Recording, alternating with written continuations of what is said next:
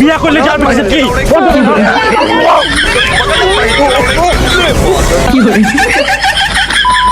আরে চোখ তুলে দেখো না কে এসেছে আরে চোখ তুলে দেখো না কে এসেছে নতুন করে আবার বিয়ের সানাই বেজেছে তুলে নিয়ে যাব যখন ভালোবেসেছে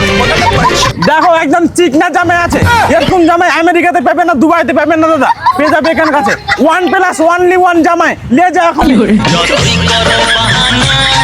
যতই বলো না না না বিয়ের ফুল ফুটলেই